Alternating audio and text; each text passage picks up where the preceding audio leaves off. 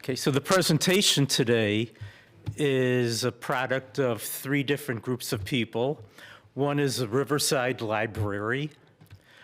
It's also co-hosted by the Olmsted Society of Riverside and the Riverside Landscape Advisory Commission. And before I forget, the Landscape Advisory Commission is doing an invasive trade-in, which goes along well with this presentation. If you pull out an invasive tree or bush, we'll give you a free native tree or bush or forbs. It's your choice. So you can see me later if you're interested in that program, or go to the Landscape Advisory Commission website.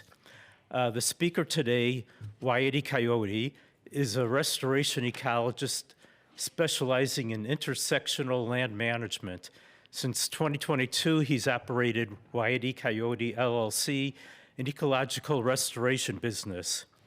Wyatt's volunteer experience include serving as a steward for the forest preserves of Cook County, attaining the position as the youngest site steward in the forest preserves back in 2021.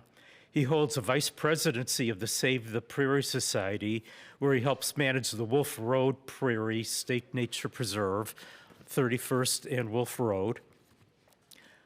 He has served as a commissioner. I think you're still serving as a commissioner. Still, yeah. The Village of Brookfield Conservation Commission, and co-chairing the Brookfield Native Plants Club. Are you still co-chairing that? Okay. And since 2019, he's also produced educational environmental content on social media and conducted various tours, speeches, and presentations throughout the Chicagoland area. And you'll be getting one of these presentations this morning. So Wyatt, thank you for coming. Thank you for having me. It's been a little while since I've been on the presentation circuit, so I'm going to be right up front that I'm a little rusty today, but I really appreciate all of you showing up here. Part of this presentation will be visual. A lot of it will just be me talking as well. And at the end, I'll be able to I hope I brought enough, but I'll have some cards as well that can help you guys connect with some resources that might help you educate yourselves on a little bit of what we'll talk about today. So before we actually start this part, the visual part of the presentation, just a little introduction to the presentation. So there's one grand concept that unites everyone, on which we're all dependent. You know, past and future, all of the cultures on Earth are dependent on the basis of an ecosystem. And that's what we're talking about really today, is going to be ecosystems, even though we are talking about invasive species, because in order to understand one, we have to understand the other. Balanced ecosystems seem pretty rare these days, and especially complicated by humans. All the flux and variability and all of the different dynamics that make an ecosystem so confusing to us, that's nothing new. What is new are the invasive species that we'll be talking about today. And that's a concept we hear a lot about, but very few people really know what is an invasive species. But first, let's talk about what is an ecosystem. The truth is pretty simple here. Ecosystems are everywhere and everything, just about, because the definition of an ecosystem is every living and non-living thing in a given context interacting with each other. So small definition with really big implications. But for now, I want you to bear in mind two questions. One, what is the leading cause of habitat loss and species extinction worldwide? And two, I saw a couple answers in there. We'll get around to that. Two, what is the most abundant tree in Cook County? The answer to that is going to be very obvious as we get on with this presentation. A good analog for a balanced ecosystem, well, there's a lot of them, but one thing we could go with is maybe like a sports game. And really any sports game, you can tell I'm super into sports. When you have the context of the game, which is the rink, the arena, you can think of that as the site of the ecosystem. And then you have all of these different players with different skills and specialties and positions therein. You have all these different rules that and arrangements that the players have to follow.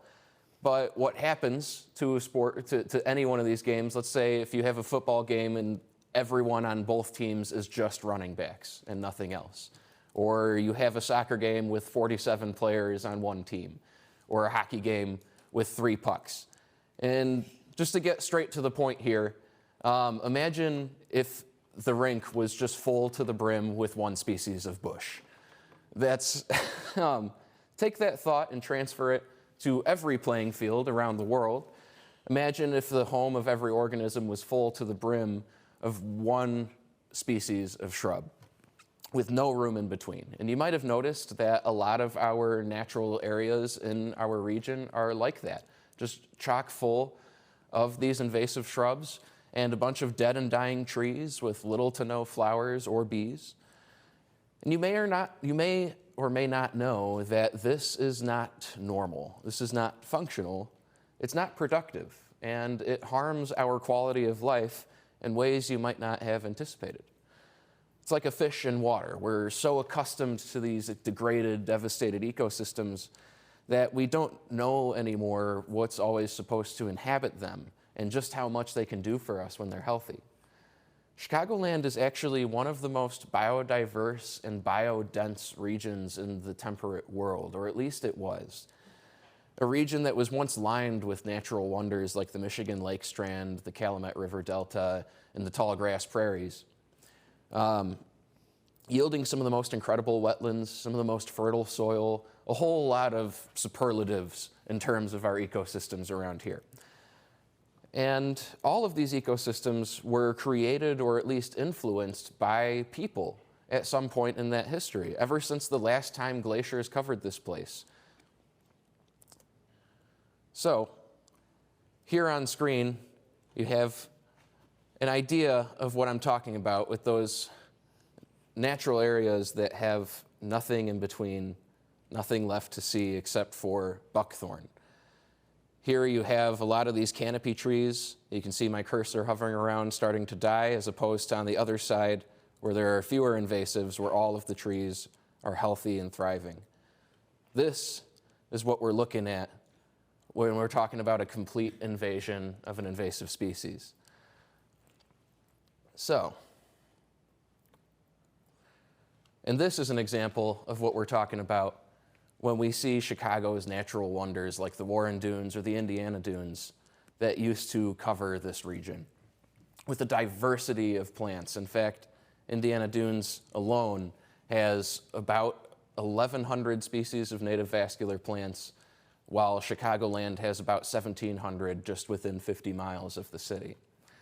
So Chicagoland, yeah, like I said, one of the most biodiverse and biodense regions of the natural world. And all of this was a cultural landscape created by and stewarded by the Anishinaabe, the Sauk and Fox, Kickapoo, Ho-Chunk, Miamia, so on and so forth, who lived here before us. And they worked with the species native to this place until they themselves became a keystone species. That is, a species that upholds the stability and the diversity of the ecosystem in which it inhabits. And most of the people coming from Europe, too, were also coming from a cultural landscape. They were working with the plants and the ecosystems there, but they will soon see why they were mistaken to think that all of those ecosystems and those different methods would translate across an entire ocean when they were brought here. They thought their way of life would just translate because the climate was similar, but that belief is just one of the factors that would lead to yet another invasion, another form of colonization that they completely lost control of, which played an integral role in the genocide of this landscape and its cultures that supported it. So here we have a quick example where on the other side of this prairie, there is a forest of black locust with a honeysuckle understory. All of this you can see just by looking at it, one color, one kind of trunk, all the trees look exactly alike, and down on the ground you have very little vegetation growing, it's just the honeysuckle. But then when you get to the other side of the prairie here, you can see just in the colors and the different shapes and forms and habits how much more diverse that woodland is that's been cleared or had invasive species kept out of it in the first place. So to understand the problem, we have to understand what it was like before the problem. So we're going to talk about a few of the building blocks of an ecosystem. We've got the geology, the hydrology, the climatology, there is the biology, and at last we have the energy in an ecosystem. Every species and every grain of soil in an ecosystem is fulfilling a niche.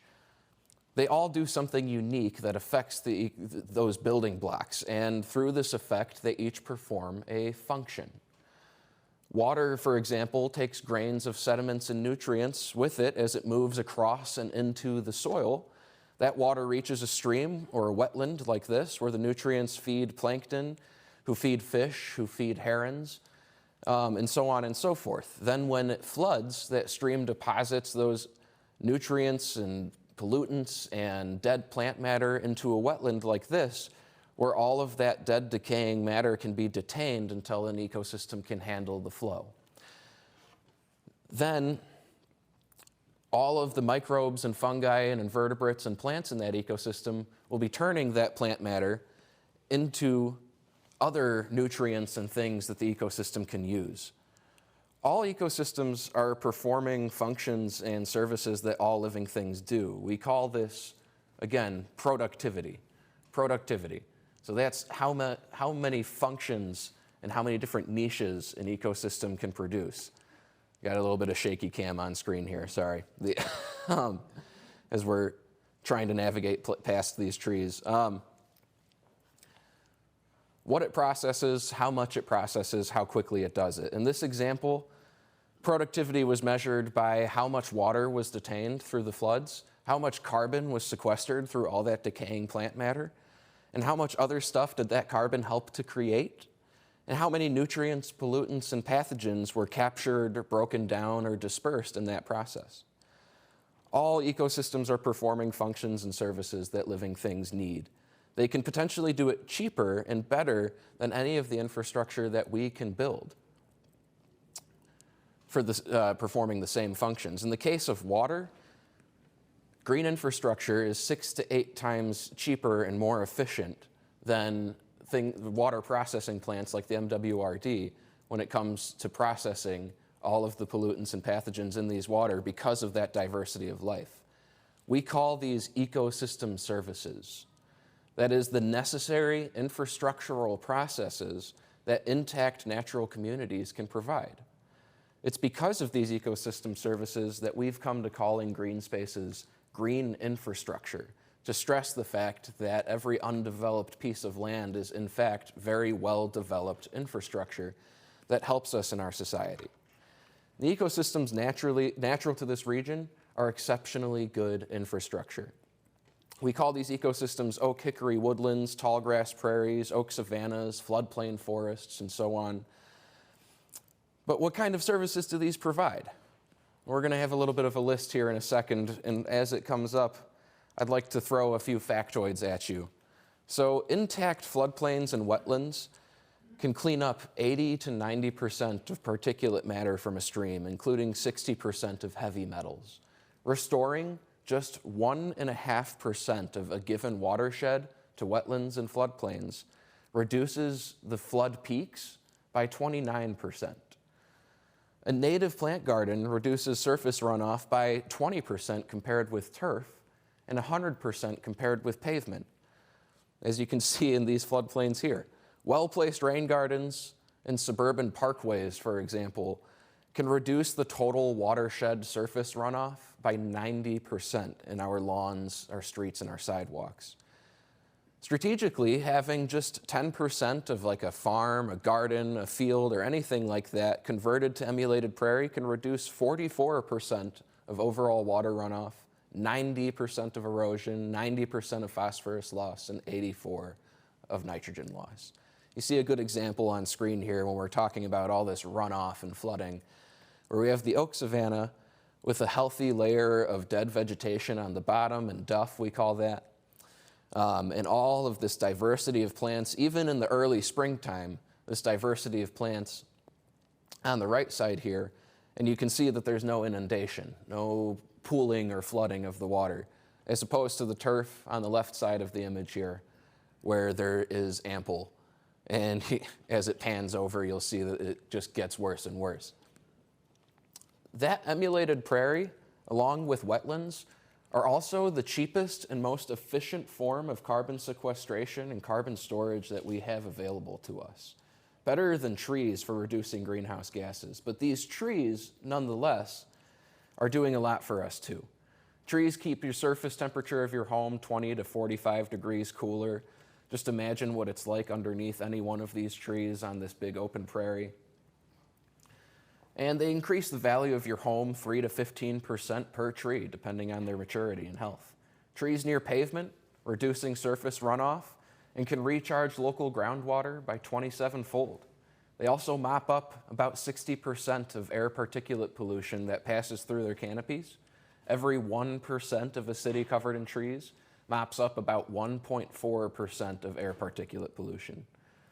And that's all just to show that every single one of these trees is important in these ecosystems. Healthy, well-maintained green spaces make us happier and healthier.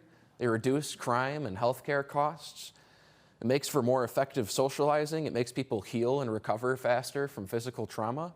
Just to have green spaces interspersed with our railroads and our homes and everything like that. All in all, 70% of natural ecosystems around the world, 70%, are more profitable to us at this point left undeveloped. And that includes 100% of wooded environments. And that's not even counting all the benefits to biodiversity and public health and wildlife. Despite this, Cook County has less than 17% of its original oak canopy remaining. Less than 17%. A lot of it's here in Riverside. The Illinois as a whole has 0.01%, 1% of 1% of its original tallgrass prairie remaining, and 0.06% of our original oak savannas, and only 10% of our wetlands.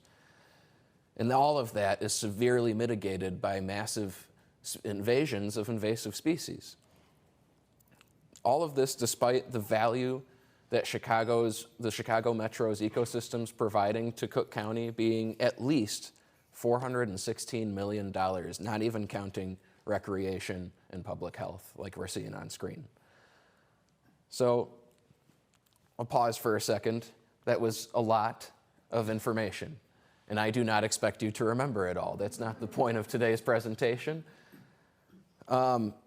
What I want you to remember is just how complex and sophisticated these ecosystems are and how much they're doing for us as they are. Just if that was a lot for you to process, think about how much our ecosystems have to process. Is there any questions? I can pause here for a second about all of that before we move on. So, all of these functions are all a result of one ingredient that gets added to those building blocks that we talked about earlier to drive evolution and make an active ecosystem. That is disturbance. Disturbance can be natural, like the storms that are building up on screen here, frost, blizzards, droughts, grazing and moving herds. Or it can be artificial, like farming and foraging, logging, hunting, building, digging, driving, warfare, and again, fire. Disturbance is what drives evolution by effectively creating problems for organisms to overcome. With root systems that extend anywhere from 3 to 20 feet underground, these tallgrass prairies wouldn't need to be so deep if it weren't for all of that disturbance that they had to survive. So with these adaptations, among others, they can survive the driest dry, the hottest hot, the coldest cold, and the wettest wet that the Midwest can offer, and we know that the Midwest can offer it. Ecosystems are always in flux, changing within a certain range of change that remains constant for millennia at a time. We call this dynamic equilibrium, and eventually these ecosystems change into new ecosystems, which in a process we call ecological succession. On screen, we're seeing a few examples of artificial disturbance, like farming, coming back to these deep-rooted prairie plants. Imagine all of that material there, 50% of it is carbon sucked out of the atmosphere, turning back into soil every single year.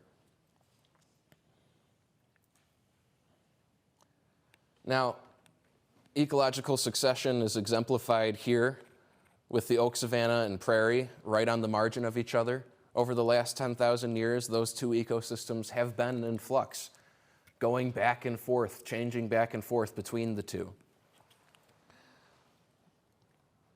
Now, this has been a lot to unpack, and I don't expect you to remember all these little factoids. Again, what I want to convey is just the sheer sophisticated complexity of our ecosystems. There's a lot going on, far more than we can account for alone, which should be fine, because our ecosystems know what to do. They've been doing this for a very long time. Now, artificial or human disturbances, however, can cause change so thoroughly and rapidly, as you can see anywhere in the city, that succession doesn't continue, it just restarts. We as a culture constantly and without thinking are altering ecological building blocks in ways that at some point someone will pay for. When we remove the soil, we remove 100% of the ecosystem services with it and release 100% of the pathogens and pollutants therein as well. The same thing happens when we drain ponds and move streams. In cities and suburbs, it's almost certain that your own land's topsoil was removed long ago. Not only that, but that changing context is what allows a species to become invasive at all. But is artificial disturbance all bad? No, not all of it is bad. In fact, the fires that dominated and defined our native landscape were usually artificial.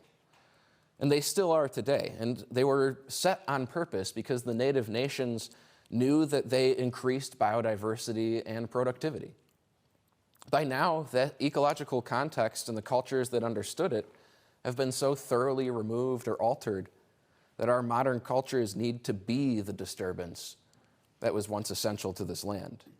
Because if we don't, there are some unsavory guests who'd benefit from our ignorance. An invasive species is any species that, when displaced from the context in which it evolved, takes over a new ecosystem at the expense of biodiversity. There are always aggressive, predatory, or parasitic plants and organisms that are necessary components of the ecosystems to which they're native. Sorry, but the rabbits eating your vegetables or the possums in your attic are not invasive species, technically. But just like viruses, when a virus, despite being an essential part of an ecosystem, spreads to a new host, it is a bad thing when it kills that host. So let's stress a little bit here that invasive species and invasions are not good for these species. All plants, all organisms are seeking balance in their ecosystem. So when the ecosystem is unbalanced, that doesn't benefit the species in the long term.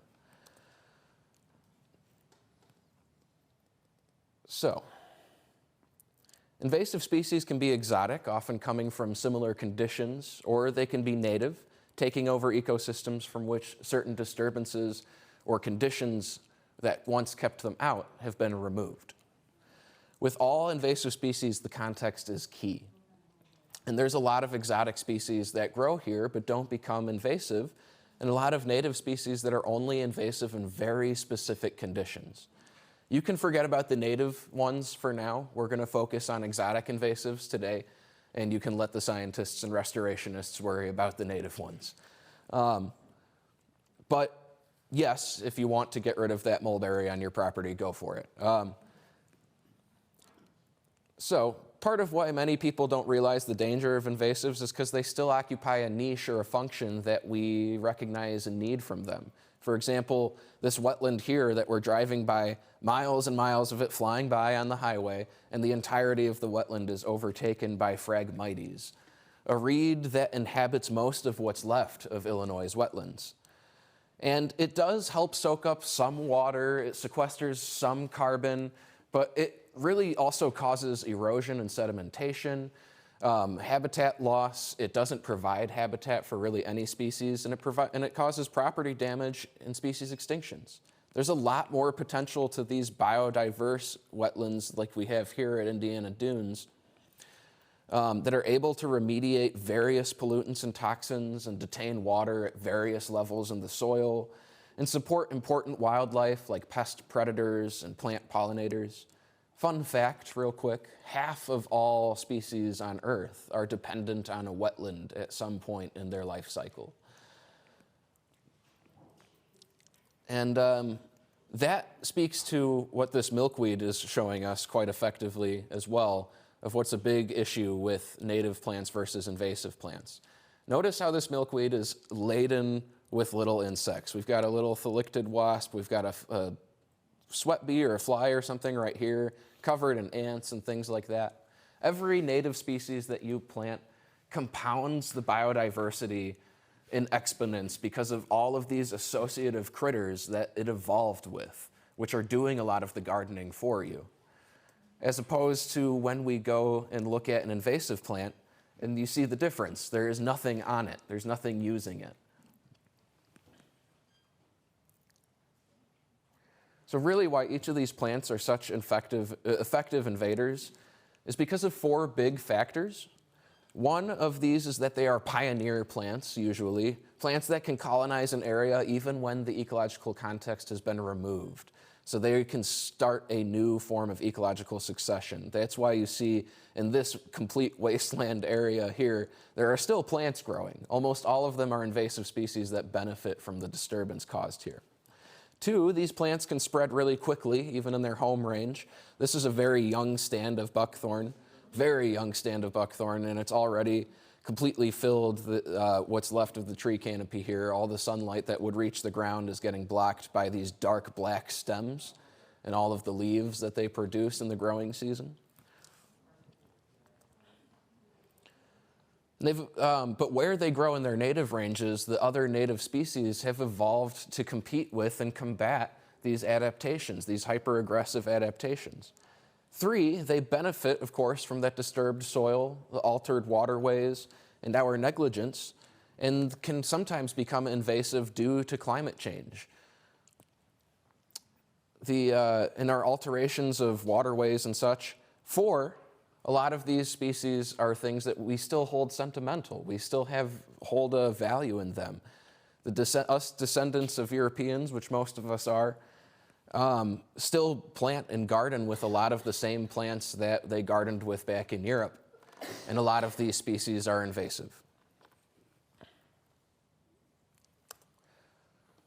So, considering all of these factors, it's no surprise that the most common tree in Cook County is not a catalpa, but Rhamnus cathartica, Eurasian buckthorn, which we're seeing on screen right now. And buckthorn is a prime example of what happens when disturbance regimes are changed or eliminated. Remember, most of our native ecosystems are dependent on fire, in large part because potentially invasive native plants were kept at bay and only able to grow in certain areas where the fires couldn't reach. So, real quick, we're going to exit this and examine buckthorn using a scientific model. So, there's a lot of ways to objectively evaluate if something is invasive, but for today's purpose, we're going to go with what I promise is a rather simple 6-stage model. And this isn't something that you would use at home necessarily, but it's just to help you understand how many different processes a plant has to go through to even become invasive in the first place. So it all starts with a propagule. That is the part of an organism that creates more of that organism.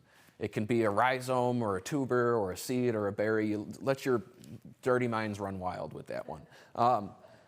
Stage 0, however, is the uptake filter. How does the species get out of its original native range? In the case of buckthorn, a lot of European immigrants in the 18th century needed hedges and things like that for their farmlands, their ranch lands, and for their homes. And they had their friends ship out buckthorn berries, most likely. We believe buckthorn was planted deliberately as much as it planted itself.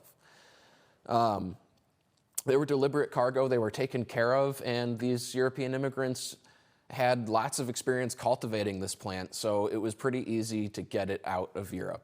Stage 1 It's the transport vector. How does it get to its new home? Well, carried on ships again. Unlike many a seed that falls into the ocean, they were completely protected from sunlight and predators and salt water, and so they got through stage 1. They made it to the New World. Stage 2 is environmental survival. So the ship has arrived, the buckthorn seeds are picked up by a shepherd who plants them and cultivates them. They had it easy. They had humans doing the work for them, trying to help these plants survive in these old, well-established American ecosystems. This is the stage that, say, like your hostas are at. They certainly survive here. They do great with our care, but they're not invasive at all. Stage 3, we have establishment or the community suitability filter, which might sound like something your HOA makes you do, but this is actually where we watch to see how the introduced species fares in competition with its new neighbors. Sometimes a new plant survives because it can interact with or endure the competition from native species, and sometimes it survives because it's filling an empty niche and filling a new function that didn't previously exist in that ecosystem.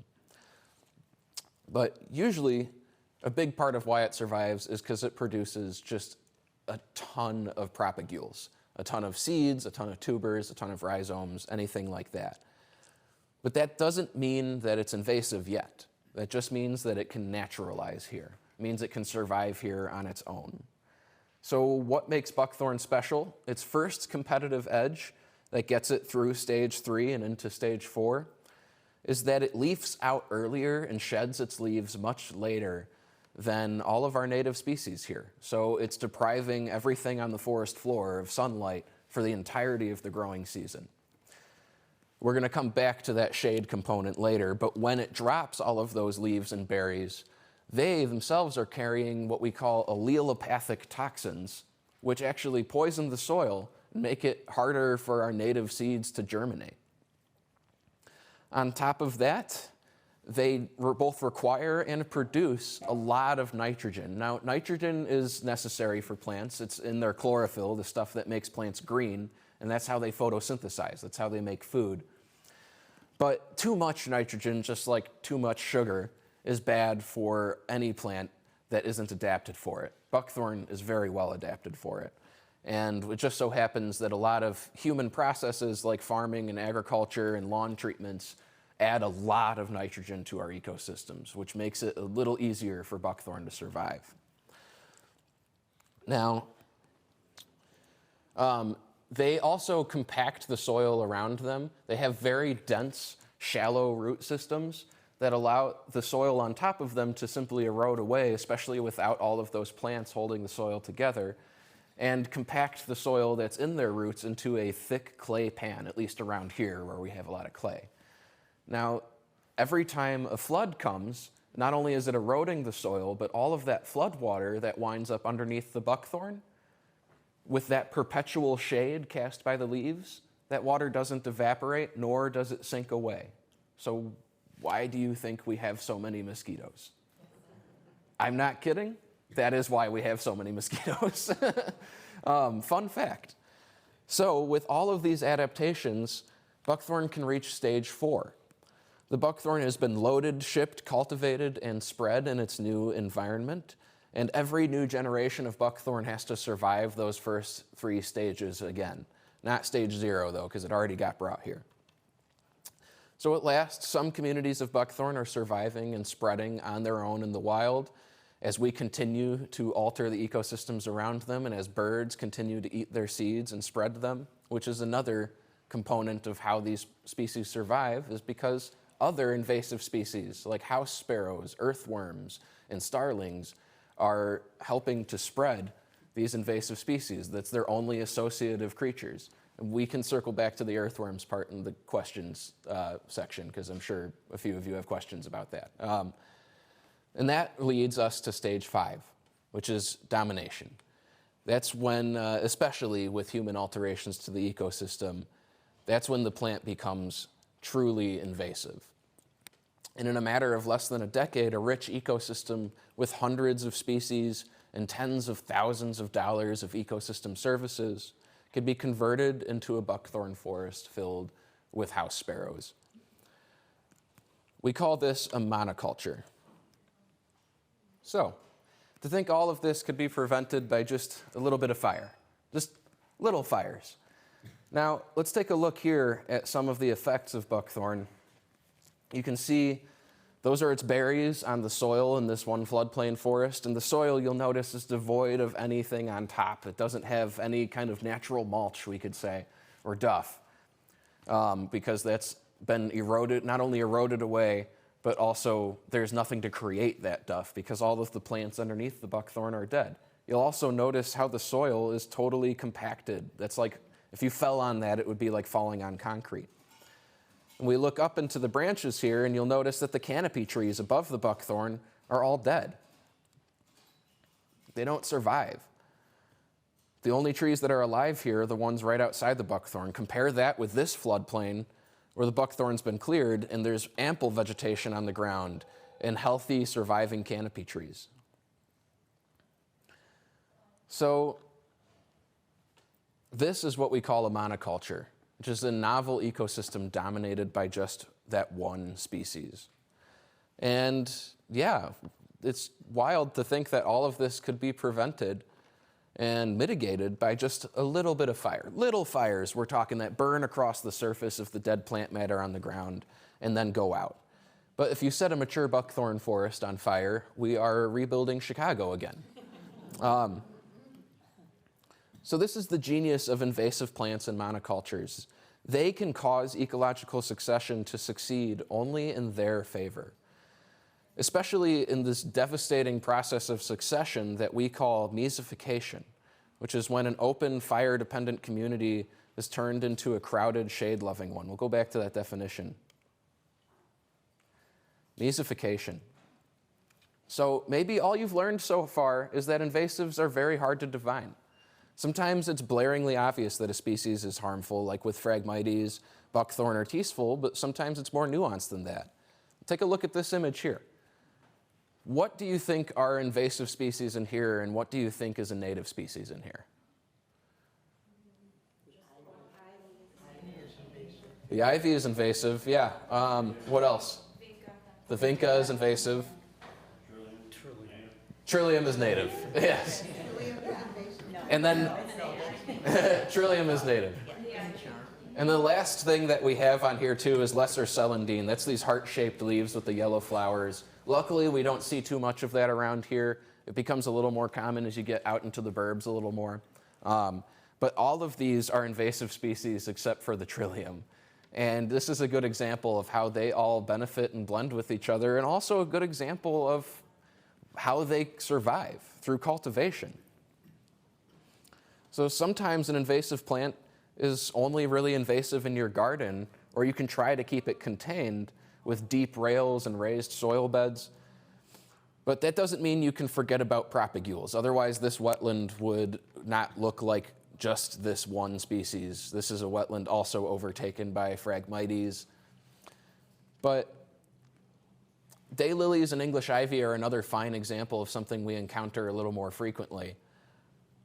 Because these plants are sterile, they don't produce any fruits or seeds, and yet they can spread just by the little delicate tubers, or actually very hardy tubers that they produce getting dug up, or a stray little strand of English ivy getting tossed in the wrong direction or getting caught in your shoe or in an excavator or anything like that.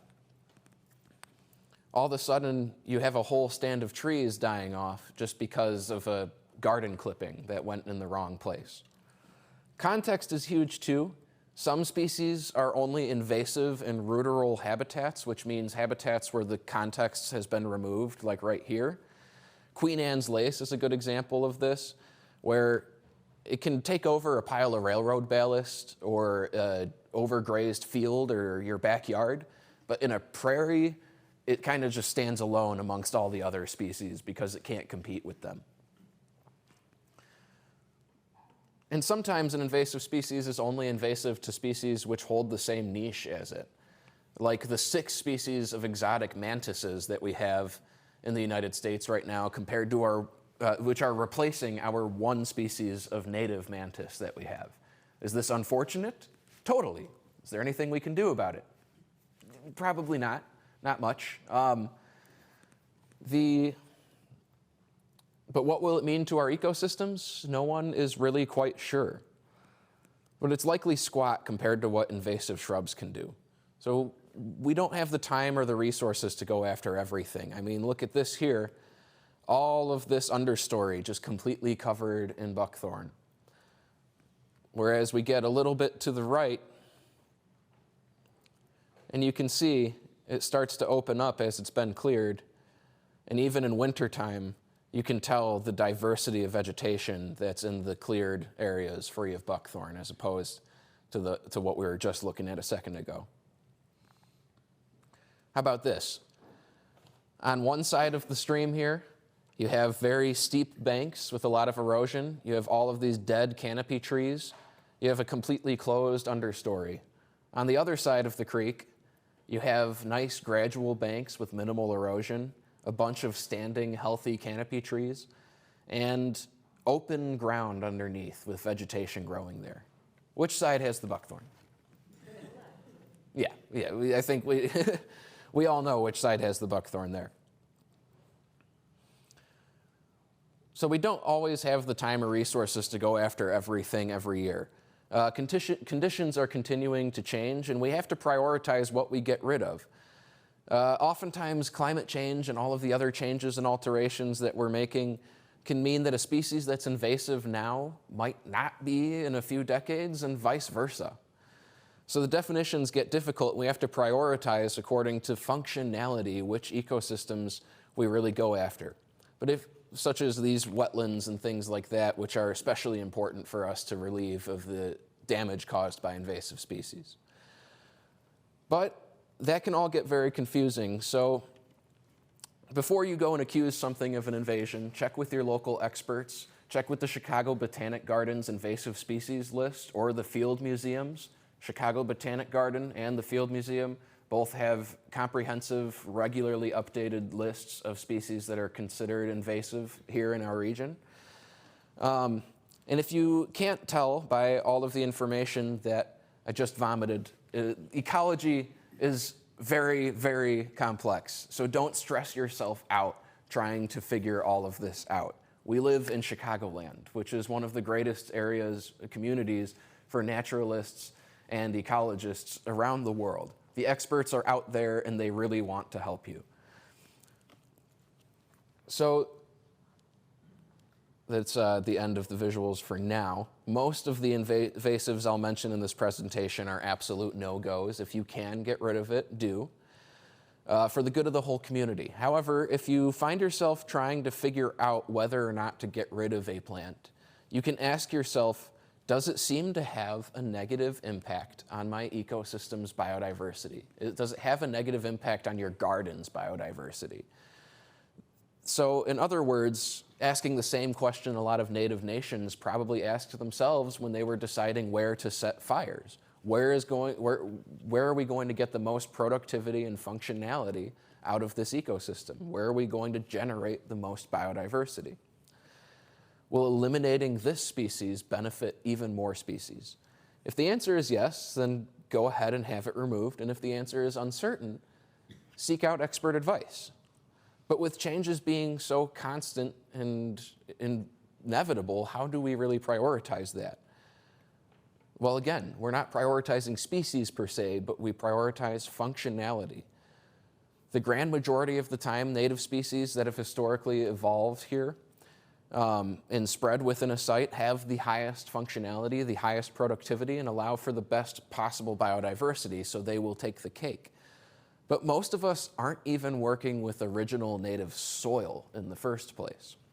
Once in a while, you just kind of take what you can get. So if you have growing from your dead, gravelly clay soil a white mulberry tree, which is an invasive species, very much so, but it's capably harboring native insects for you, it's providing shade, it's feeding birds, it's recycling nutrients in your soil, and you have no access to alternatives, probably not the best time to get rid of that white mulberry yet. Alternatively, on a natural site, we're always getting new species that we didn't account for, especially as the climate continues to warm. We have things always showing up that we didn't know about before. And we don't immediately just go after them and eliminate them from the site, unless they're coming in Kool-Aid Man style and just like a wrecking ball wreaking havoc everywhere. It still gets complicated, though. We just have to watch and observe how it competes and collaborates with its new community. But again, something that might not be invasive now can become invasive later as conditions continue to change. Similarly, we have all these fruit orchards and countless integrated farming techniques that use exotic naturalized species mixed with pre-existing natives and whatnot, which promote a lot of biodiversity in some of the regions that are still farmed that way, like in Michiana, for example. Next to no one is talking about getting rid of apple trees. What we're talking about is trying to use them, along with all of our other naturalized exotic species, to the greatest of their potential. And that is when they are mixed with native species. The same goes for lawns. In fact, a lawn was once synonymous with a great mixture of herbs and grasses, rather than just being one kind of grass. And that made for a much healthier, more productive lawn. But again, stress isn't all on you to save your little part of the world. I just want to make it a little better by hopefully stewarding that delicate ecology and understanding how complex it is. When it does eventually come to replacing your dead zone gardens or your poisoned lawns or your invasive species that you might have with native communities, there are strategies to it. Every one of the 1,900-ish vascular plants that are native to all of northeastern Illinois has a specific niche and a specific function that it performs. So if you have an exotic plant or an invasive plant that's performing one function for you, there is a native that is performing the same function which you can replace it with. And you can let those native plants do what you need to, or do what you need for your garden by letting them grow the way that they want and do what they want, because they know what's best for themselves and their ecosystem.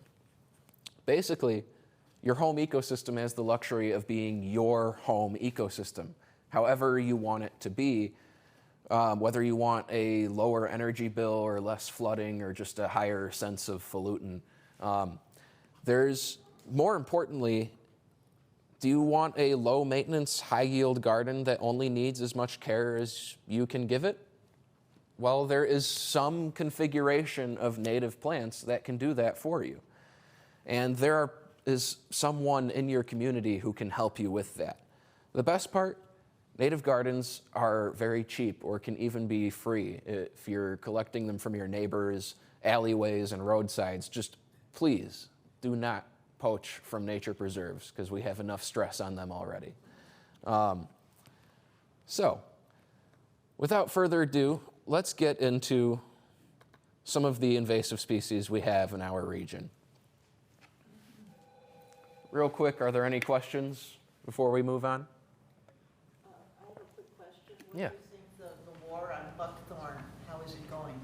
It's going pretty well. There's been a lot of funding getting put into it in Cook County and DuPage, and we've been seeing a lot of really massive clearances of buckthorn and honeysuckle, and we're starting to see things like Dave mentioned here in Riverside, where we have the invasive replacement program going on. Over in Brookfield, we actually trained our village staff in how to use brush mowers and brush cutters and had them eliminate most of the buckthorn on site. And there's a lot of volunteer programs and such, but especially the forest preserves are putting millions and millions of dollars right now into removing buckthorn in mass amounts, rather than just these little volunteer crews. So I think it's very much on the right track right now. So what about buckthorn across the United States? Are we like the hotbed for buckthorn, or is it all over?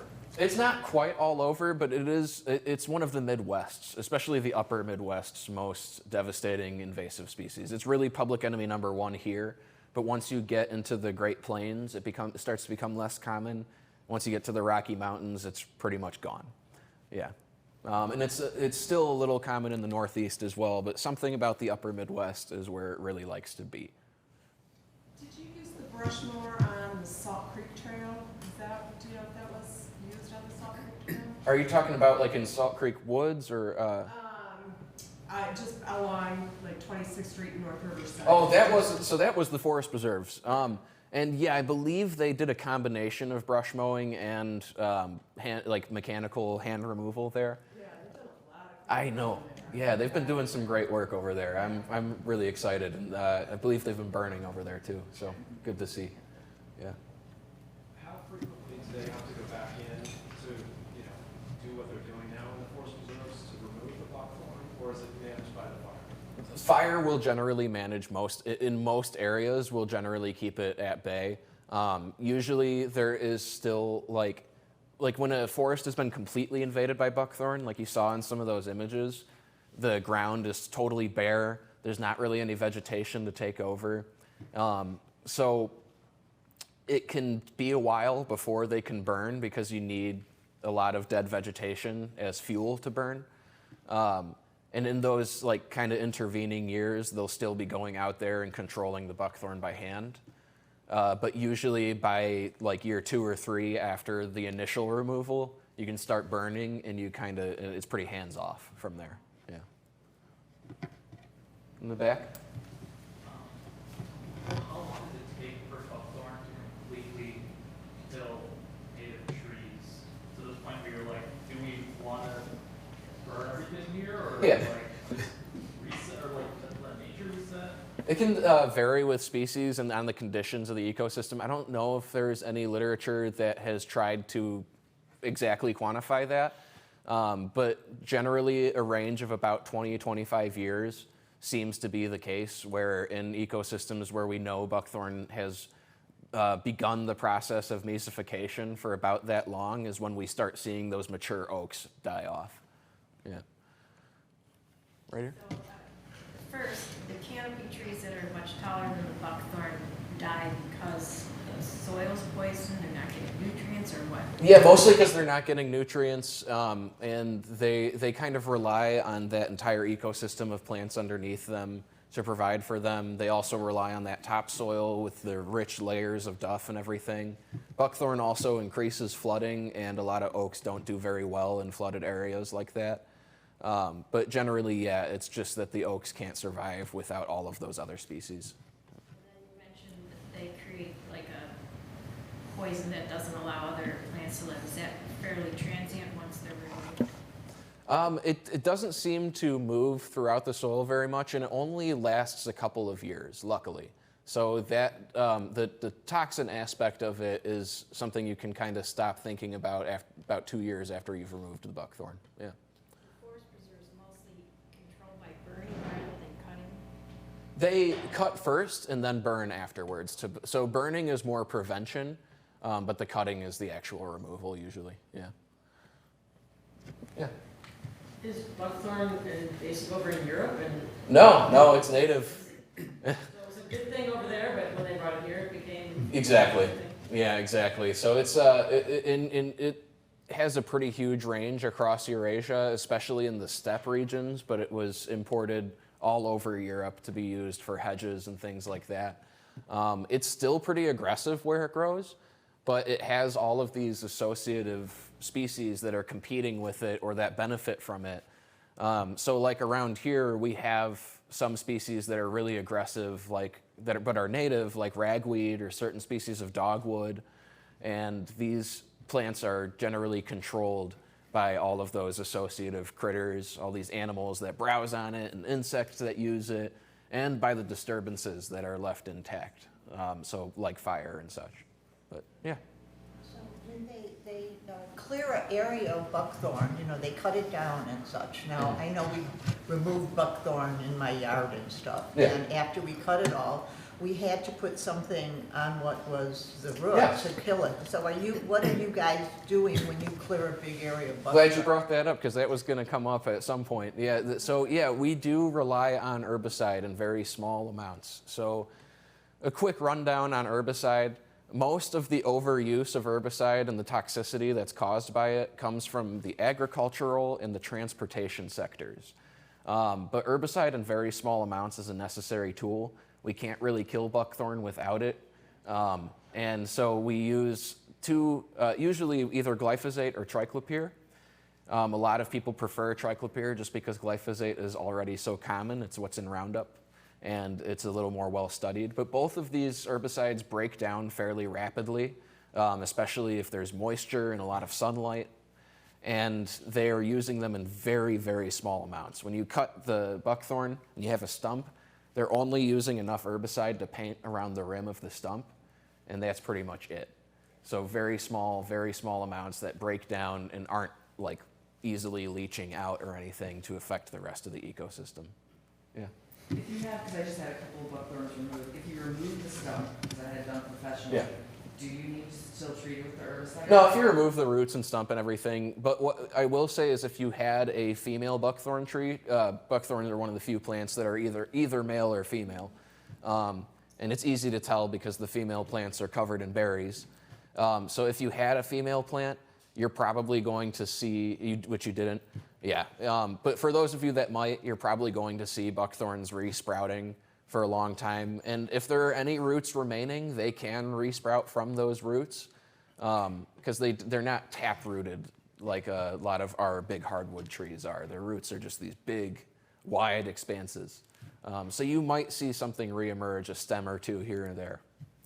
Might be able to just pull them, though. So, yeah. Yeah. I have a big patch of burning bushes.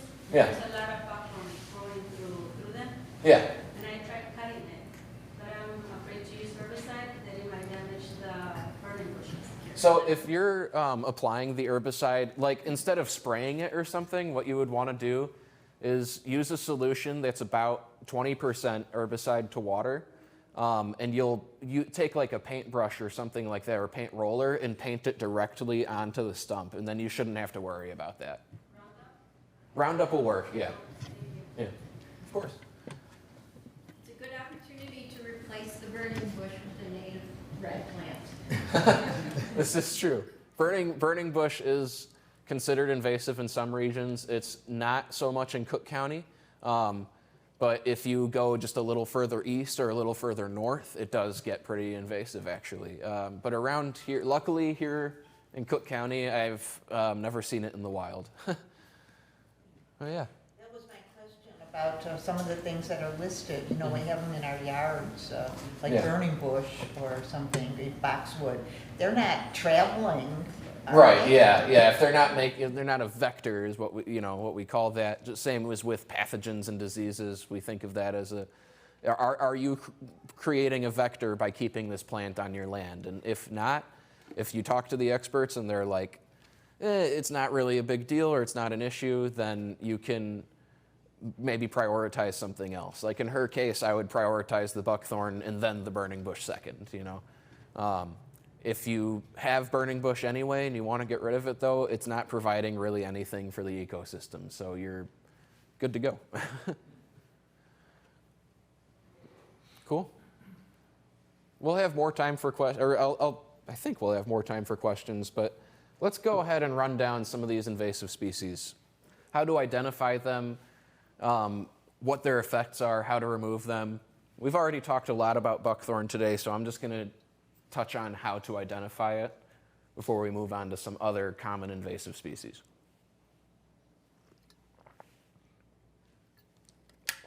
Okay, so buckthorn, for one, has got this lightly spotted, very smooth bark on it, but it's also really easy to identify by these leaves on it. They're very round, sometimes they're slightly serrated, not always. And one thing that helps give them away is that buckthorn, you know how a lot of plants are either opposite, where their leaves and branches occur directly opposite of each other on the stem, so you have two leaves per node, or they're alternate, where you only have one leaf per node, and they alternate along the stem like this. Buckthorn is sub-opposite, so they're like right here. just barely offset from each other. So when the leaves occur on the stem, they're just barely offset from each other. They also, like I said, the female plants have these dark black berries on them. The male plants have these tiny little kind of yellowish flowers on them. Here's one of the dead giveaways for buckthorn, though. For one, you can see that sub-opposite nature really well, where the leaves are just slightly offset. And this is why it's called buckthorn, is because you have these two buds at the base of every leaf, or at the tip of every stem. You have these two buds that put together, I guess, according to some botanist back in the day, looks like a buck's hoof. It looks like a deer hoof, sort of. And you can sort of see that here. There's also a big thorn protruding out from between those two buds, hence the name buckthorn. And you can see the serrated leaves on this one. It's interesting because, again, sometimes the leaves are serrated, sometimes they're not. You see this leaf right here, not serrated. This one right here is serrated. Same plant. And there's some of those dark black berries that will help give it away in winter, along with the buds, which also turn very dark in color in winter. Then we have Lonocara mackii, a Moor honeysuckle. All of our honeysuckles are fairly similar that we have in this region. Some of them are a little shorter, some of them are a little taller, but they're all generally identifiable by the same characteristics. And even in wintertime, like in this picture, they're fairly easy to identify because of this twisted, gnarly, crazy mass of branches that they have. But their dead giveaway is, of course, in summertime. They are totally opposite leaved, so you just have two leaves per node on each stem. And their flowers and berries, rather than occurring at the end of the stem, are occurring in between the leaves along the stem. Those flowers will be white, sometimes a little tinge of pink to them, and the berries are a little tinge of yellow from the pistils in this case, and stamens. But the berries are that that bright red color. Now, honeysuckle does the same thing. Here's another species of it, Lonocara tartarica, which is a shorter growing honeysuckle with rounder leaves. And it's got pinkish flowers on it. It is really pretty. I'm going to give it that. And we have Lonocara moroi, Morrow's honeysuckle. It's got longer, kind of fuzzy leaves on it. Also grows a little shorter. All of these honeysuckles are also mesificators. So they are also causing the same process that buckthorn causes of turning fire-dependent, sun-loving ecosystems into these fire-intolerant, shade-dominated ecosystems. So just a quick Yeah, question. yeah. So if these honeysuckle, which I never thought of as invasive, why are all the garden centers still selling honeysuckle? Because they make a lot of money off of it. So our honeysuckle vine is the same thing that you're talking about that turns into these big... Yeah, you probably have Japanese honeysuckle if it's kind of growing like a vine. Japanese honeysuckle, luckily, has yet to become invasive here in northern Illinois. It is invasive in southern Illinois, and that will probably become invasive in northern Illinois as the winters get milder, which we didn't really see happen this winter. But yeah, honeysuckles are all mesificators. The Japanese honeysuckle, not as much because it is a vine. It doesn't necessarily mesificate. It more just takes over like the forest floor. It can strangle out trees and stuff like that. But these mesificators are really, really devastating. They can, in a matter of decades, just destroy millennia of work, of ecological work. And that's the Lonocara japonica right there. Does that ring a bell for you? Yeah, I'm not sure which one I have.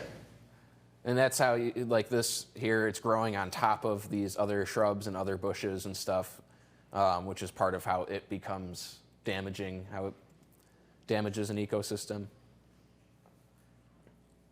Then we have Rosa multiflora. Luckily, this is our only invasive rose, and we have a lot of native species of rose. Almost all of the roses you have on your gardens and your properties are fine. Nothing wrong with them. And they're very easy to differentiate from multiflora rose. Multiflora rose was brought here for erosion control when they started building big 4-lane and 6-lane highways and so on. Back in the 30s, they brought it to provide erosion control, and they were also mistaken in thinking that it would provide for birds and insects and things like that, because it produces lots and lots of flowers and fruits. Now, it's got a few characteristics that give it away. For one, the flowers are much smaller than on your traditional like ornamental roses. You can see they only have the 5 petals. Unlike most of our bred roses, they're bred to have all these different layers of petals. So that's a dead giveaway right there. They only have the 5 petals, and the petals are always going to be white. They also have stems that kind of zigzag, and they put on these red rose hips, of course, that are very, very small. We're talking like pea-sized, and they'll just be profuse with them. The dead giveaway, though, for multiflora rose, besides looking for this gnarly habit, again, it's pretty easy to identify in winter because it looks nasty. It's not very attractive. It grows in this crazy twisted mass. But I believe I have a photo next here. There's your flowers and whatnot. Let's go back to that first picture. Is these stipules on the base here. Stipules are at the base of every leaf on a lot of different species of plants or a lot of different families of plants. And they're just these little tiny appendages at the base of the leaf. Our native roses have stipules that are just a solid little like wing. But here you can see on the multiflora rose that they have these feathery little stipules. It looks like they have little tentacles coming out from the base of their leaf. A lot of your ornamental roses have that too.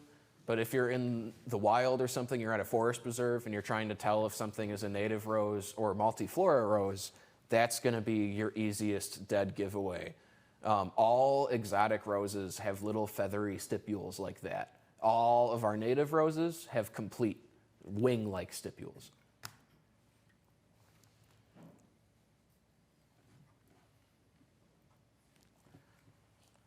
And you can also see behind the multiflora rose here is a bunch of Phragmites, which is that reed we were talking about earlier. There's the white flowers, delicate little leaves. Next, we have, sorry for a lot of you out there who love burning bush, but we have Euonymus elatus, burning bush. Again, not super invasive in this region, but it is a notable one that you might want to consider getting rid of. It's a lot more invasive if you, say, go over to Michiana, the Michigan-Indiana region, or again, if you go up to like Lake County, it does start to become a problem there. Easily identifiable by, again, it has opposite leaves. It turns this bright, gorgeous scarlet red in fall. But the dead giveaway for it is on the stems here. That's why it's called Euonymus elatus, elatus referring to these winged stems. They have these cork, that's actually cork, like your coasters. They have these cork wings that develop all along the stems. It almost looks fake. And that's your dead giveaway for Euonymus elatus. There are other Euonymus species, like crepe myrtle and stuff like that, that also have the potential to become invasive. So your creeping Euonymus that spreads across the ground also has quite the penchant for taking over in places where it's not welcome. And again, you can see those opposite leaves. It has little itty-bitty tiny flowers that give way to red berries. And the leaves do have little tiny, tiny stipules that you can see. Next, we have Pyrus caleriana.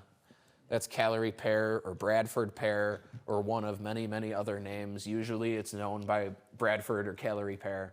Callery pear is like the base species. Bradford pear is one of the cultivars of it that's really, really common. You see this stuff planted on parkways all over, not just the Midwest, but really the whole country. There are cities in California that absolutely reek because of these trees. So not everyone is, how we all have different smell receptors. Not everyone thinks this stuff smells horrible, but I do. It smells absolutely rancid to me. It's pretty easy to identify. Again, it is a pear tree. It's in the rose family, so it's got 5-petaled little flowers on it, which frankly are pretty, but they smell terrible. They just smell so bad. And little 5-petaled flowers that give way to tiny little green fruits. that aren't really, I mean, they're edible. You can eat them. I did when I was a kid, but they're not very good. I just wanted to feel like less Stroud or something. Yeah, that's exactly, yeah, I like that. Maybe I developed an allergy to it or something. Actually, these calorie pears, the male trees, or the male parts of the trees can cause allergies in some people. There's still a bit of a debate around that, around how much it actually causes allergies. But it's also got, there's the fruits for you on these little tawny stems. And it's got these round leaves that undulate a little bit. The leaves kind of are wavy, but they're otherwise very simple and round, and they taper into a small point. Also, they're leathery. They don't have any fuzz or anything like that on them. We do have some, like we have one native species of pear, for example, and like some native crab apples and things like that that might be a little easy to confuse with calorie pear. Another thing that I don't know if any of my pictures here are showing, no, because we're already moving on to locust. But some of the stems on calorie pear can turn into a sort of thorn-like structure as well. So Stick out like a sore thumb when you're driving down. yeah. The Grange Road in the forest preserve, you just see these white. Yep. Yeah, exactly. Another one that sticks out like that because of its big white flowers is our black locust. Black locust is in the pea family, and it has, like everything in the pea family, it has these big compound leaves with little round leaflets. So every single one of these stem-like structures is one leaf. And when you try to snap it off, it won't come off in leaflets. That whole thing will come off. They also have these massive curved, sometimes almost barbed red thorns on them. There are some varietals, I believe. Like I know there's varieties of honey locust that don't have thorns. I believe there are varieties of black locust that also have reduced thorns. It also has this bark that is very, very deeply furrowed and forms kind of a crisscross pattern, almost like an argyle pattern. And they have these big seed pods. Black locust was planted here as kind of like a farm tree. And it does tend to take over in ecosystems like we saw during the presentation. It grows with the kind of pretty habit, though. But it is planted, for like wind and storm prevention, or not prevention, but, reducing winds and storms around farmlands. It got planted a lot for that around here and has since just gone wild. And there are entire forests that are taken over by it. Next, we have Chinese privet. Go back a little bit. Ligustrum sinense. Chinese privet. It's got opposite leaves again, and it has very simple stems where each stem doesn't have a whole bunch of little stems coming off of it. It's just one stem coming out of the ground covered in leaves, and another one coming out of the ground covered in leaves. It also produces a profusion of these little dark blue berries, and the leaves and stems alike are kind of fuzzy. Chinese privet. We have Frangula alnus, which is glossy buckthorn. Very similar to buckthorn. It has relatively simple leaves, but these leaves tend to be a little more elongated, and they tend to undulate a little bit too. They have that waviness. And they still have the dark black berries. But what it lacks is actually, despite its name, it lacks any kind of thorn. This one is also much more likely to be growing in wet areas. Frangula alnus, it likes to grow in wetlands and marshes and such. Then we have Silastris orbiculatus, oriental bittersweet. This is a climbing, creeping, vine-like plant that you'll often see strangling entire hardwood trees, growing up them. It's pretty easy to identify. We do have a native Silastris species as well. But almost all the time that you see one of these, it's going to be the orbiculatus, the invasive one. It's very recognizable, not just by its growth habit and these serrated, perfectly round leaves, but by these very familiar little fruits that it produces that are popular as winter decorations, where the berry is folded around, and you can see what it does to trees. That is all Calastris urbiculatus. That's all bittersweet, growing up and over and strangling out these trees. Yeah. Like the kudzu in the south, is it like where it goes? It grows in a similar fashion to kudzu, yeah, but it's not nearly as bad as kudzu. Yeah. Then we have autumn olive, which is another one that's a little less common here, but you'll see if you go a little further south or east. Autumn olive, Elagnus umbellata, which has these very wavy, elongated leaves that are all fuzzy. And it has this very downy look to it. You see like all of those little tiny hairs on it give it this kind of white glow. You have garlic mustard, Elearia petiolata. It sounds like I don't have to tell you about garlic mustard. It is usable, though. A lot of these invasive species are usable for something or other. Buckthorn, for example, is excellent for woodworking. It makes really beautiful flatware, and so the wood in buckthorn is gorgeous. I have a couple things made out of buckthorn, and I hope that they find some way to kind of like encourage its removal so that it can be used. But garlic mustard, like its name suggests, is a really tasty herb, and it makes a really good pesto or sauce or anything like that.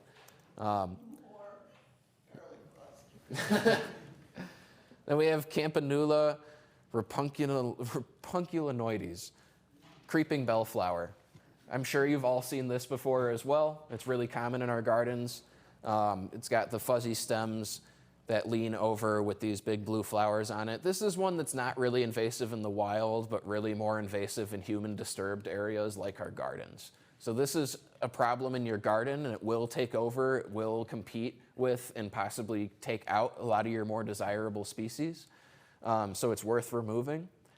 But it generally is one of those ones that unless you're extremely persistent, you kind of need to use herbicide on it. You have to be extremely persistent to get it out otherwise. We also have wintercress, rocket cress. This is a close relative of the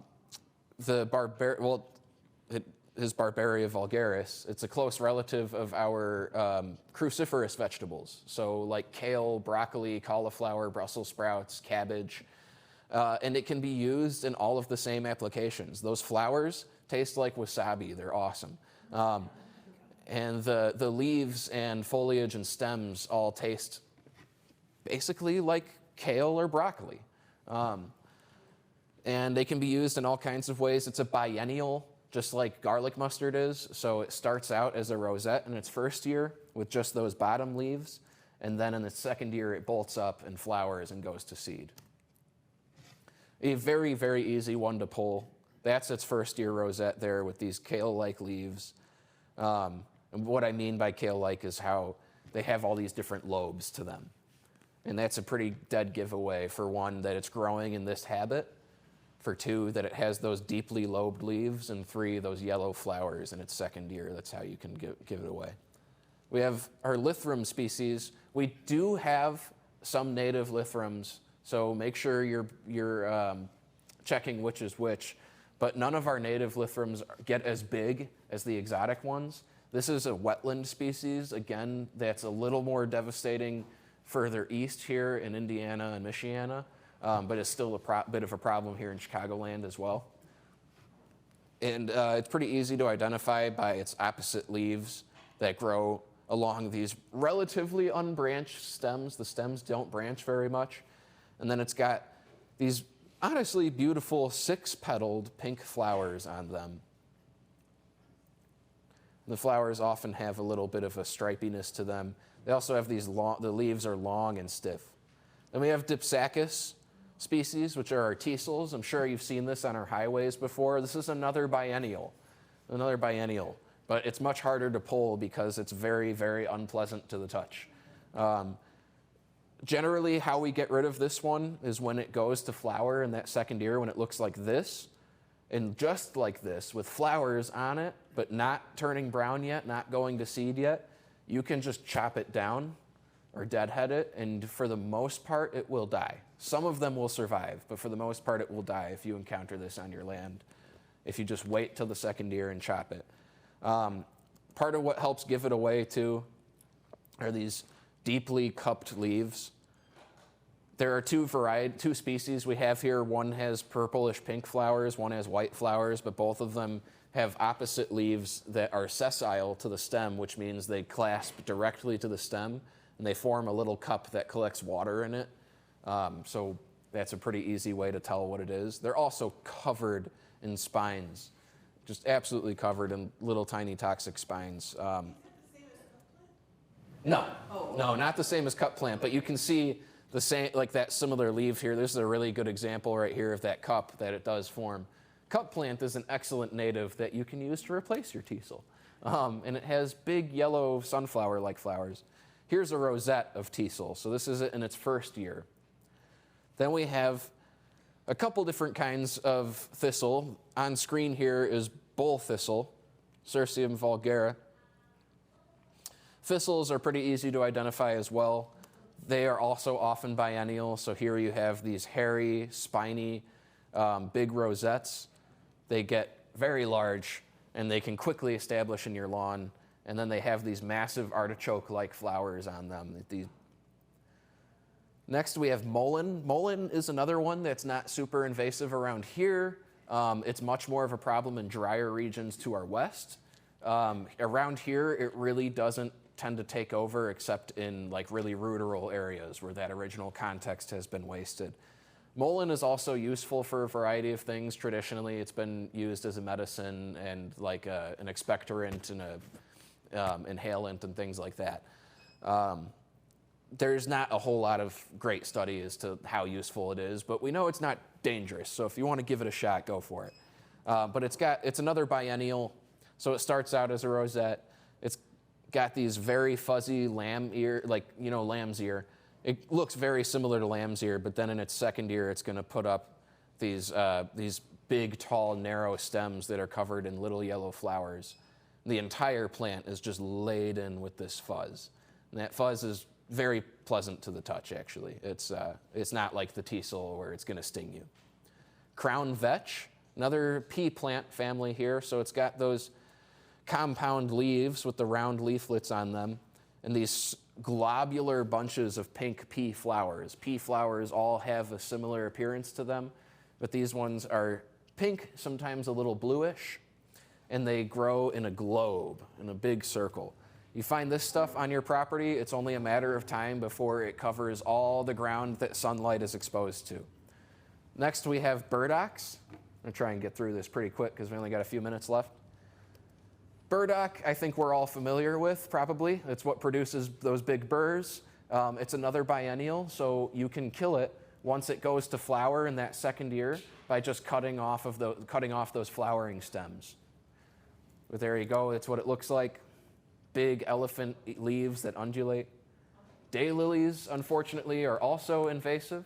When they get into our natural areas, despite usually being sterile because they don't necessarily want you to propagate them, then what are you going to buy at the garden store? But despite that, the tubers are extremely vigorous and can survive all kinds of conditions. So them getting into natural lands often starts massive invasions, and they quickly eliminate the species around them. Here we have another one that does the same thing, but in the shade, and that's lily of the valley, which it took us a long time to determine if it was exotic or not, but because it was one of the first invasive species that got brought to America. Sure, we're all mostly familiar with lily of the valley, but it has these urn-like white flowers and these individual two leaves that come up from the base. Then there's English ivy. We're all familiar with English ivy, vinca. Some Pachysandra species can be fairly invasive. Sweet clovers like mellilotus, which are identifiable by, they have a shamrock on them. This is sort of like a shamrock, but the leaves are much longer and the leaves are serrated. Now, these mellilotus species also have spikes of white or yellow flowers, depending on the species. These tend to take over in our sunny areas very quickly, and they can overload the soil with a little too much nitrogen. They're a little too good at fixing nitrogen. We have Phragmites, which has these big feathery plumes on these grass-like stems, and it just completely devastates wetlands, as you can see in this picture where there's nothing left except for Phragmites. It grows extremely tall, and it does a lot better in fast-moving waterways. We have narrowleaf cattail, which it almost always hybridizes with our native cattail, but you can tell apart by the flowers being on two separate parts of the stems here. So you see there's the male flowers and the female flowers, and there's a gap in between them on the stem. That's how you tell that it's that's how you tell that it's narrowleaf cattail. Then we have reed canary grass. Reed canary grass is easily identified by these spike-like flowers on them, as well as this papery little ligule. So you see when you peel the leaf back from the stem, it's got this little papery appendage that attaches it to the stem. This takes over in wet and shady areas and can complete takeover, partially because it bolts way earlier than all of our native flowers and grasses. This stuff will be bolting up like 5 feet high in May, when everything else is still only 1 or 2 feet off the ground, and it spreads through rhizomes. So it just spreads like a carpet going across the forest, across the woodlands. Those flower heads eventually spread out like so, and they get a lot more wispy and airy before they start going to seed. And we have cockspur grasses, or Echinocloa species, which are recognizable by these little tiny burr-like structures that form on their flower heads. So they're robust grasses, but they have, their seeds effectively turn into burrs, and that's kind of how you can tell them apart.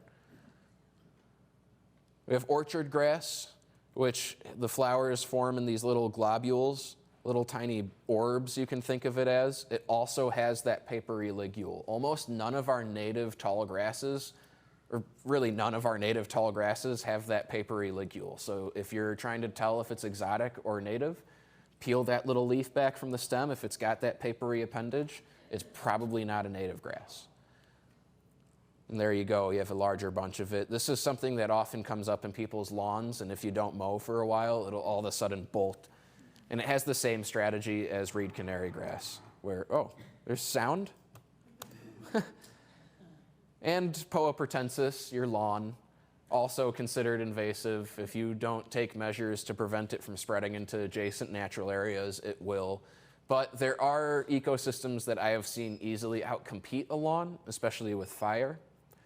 Here's one that isn't really here yet, but is making its way into northern Illinois, Japanese stilt grass, which is easily identifiable by its growth habit, how it almost looks like bamboo, and it has these long, wide leaves that kind of crisscross with each other and creates this habit that I guess to some people looks like stilts, and they have in the middle of the leaf a big silvery midrib. We also have house sparrows, are a severely invasive species. They really savage our other birds and are not nice to them. Stink bugs, emerald ash borers, which are killing our ash trees. Starlings. Starlings are another one that savages our native birds and is just incredibly, incredibly mean to all of the native birds. There's, of course, carp, Japanese beetles, and earthworms. Oh, and keep your cats inside if you can, please. But that's about all of the invasive species that I have for you today. There's plenty, plenty, plenty more, lots more. But will wrap us up for today. The earthworm part, real quick, just because we didn't end up getting a question about it. Earthworms are not native to our region, and they devour all of that duff layer, that natural mulch that forms in our woodlands. Everything that interacts with the forest floor is dependent on all of that duff for their food, for their home building, for all kinds of stuff. Earthworms can destroy that in a matter of just a few years. Just completely destroy that and cause the soil to compact and harden into these concrete-like surfaces, which makes it really difficult for other plants to germinate and grow therein. Earthworms got brought here by the ornamental plant trade as well as fishermen. And there's really no getting rid of them, unfortunately. They are fine in your vegetable garden or your compost, but please please be very careful about where they wind up. But yeah, that'll about do it. And I hope you all learned a lot today about why species are invasive, how they become invasive, and which are invasive. And it so happens that if you need services for consulting about this, I do have some business cards today. If you go to my website, which is linked on the QR code on the back of these cards, or you just type in wyattecoyote.com. At wyattecoyote.com, there is an FAQ and a resources page on there that has a whole bunch of free resources where you can educate yourself on our ecosystems and on ecological stewardship and on native plants. I also run a business where I do this stuff for a living. I remove invasive species, I install native gardens, and at the very least, I provide ecological consultation. So I would be happy to come and consult for you on your land. I'd be happy to install gardens for you, remove invasive species for you. But even if you're not trying, if that's not in the budget or you're trying to do it all yourself, just shoot me an email with all of your questions if you've got questions, and I'm happy to answer that. I'm not going to charge you anything for just knowledge. Education is and should be free. So that's really it for today. Thank you all so much, and thanks to everyone who hosted.